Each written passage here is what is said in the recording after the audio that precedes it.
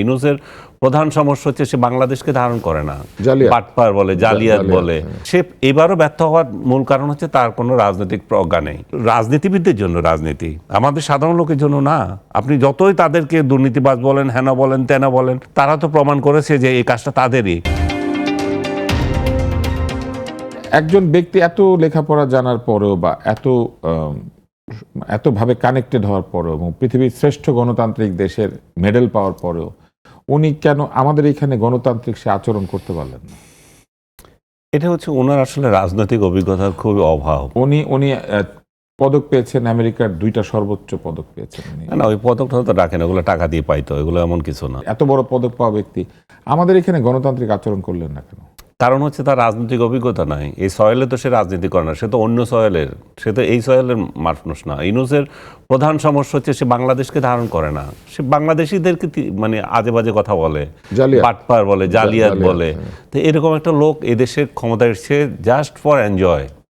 সে মরার আগে একটু এনজয় করে গেছে, বা যা আমরা করি সবই তো মরার আগে করি। আমি যেমন অনুষ্ঠান করছি, আপনি করছেন, আমরা তো কোনো না কোনো একদিন তো সকলের না, তার শখ তো বহু আগে থেকে ছিল। 111-এর আজকে কৌশলবদের খোঁজা হচ্ছিল। 111 কৌশলব খুঁজতে গেলে তো ইউনূসের নামও আসবে।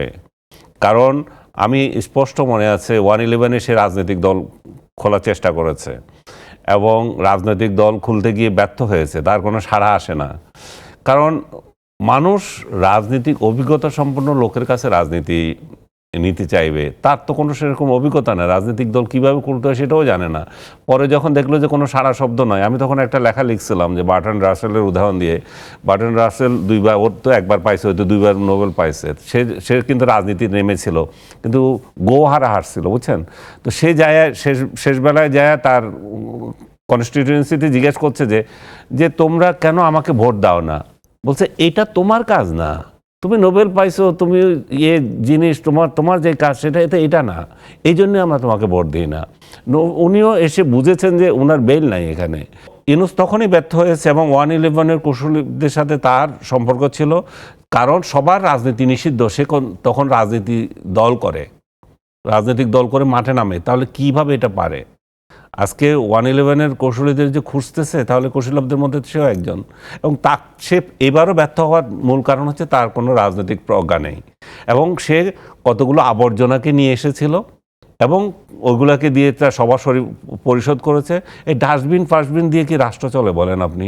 এগুলো তো একটা মৌলিক একটা থাকতে হবে যে আপনি রাষ্ট্রটাকে কিভাবে এগিয়ে নেবেন। রাজনীতিবিদদের জন্য রাজনীতি, আমাদের সাধারণ লোকের জন্য না। আপনি যতই তাদেরকে দুর্নীতিবাজ বলেন, হেন বলেন, তেনা বলেন, তারা তো প্রমাণ করেছে যে এই কাজটা তাদেরই।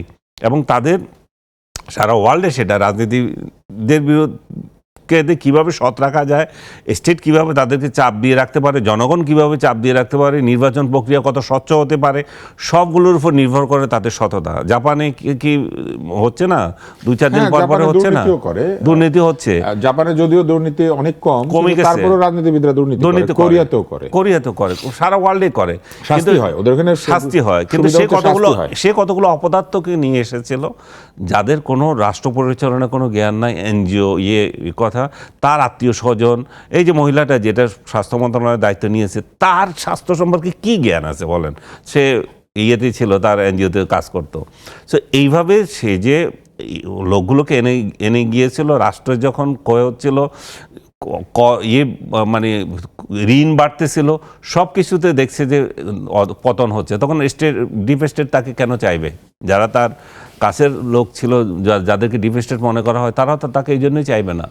সেই কারণে তার টেনিউর এগিয়ে এসেছে। এবং আগে যেটা বলেছিলাম, তারেক রহমানরা তো ক্ষমতায় যাবেন, বিএনপি তো ক্ষমতায় যাবে, তারা ক্ষমতার সবচেয়ে বড় অংশীদার বা দাবিদার, তারা কেন তাকে অনন্তকাল থাকতে দেবে?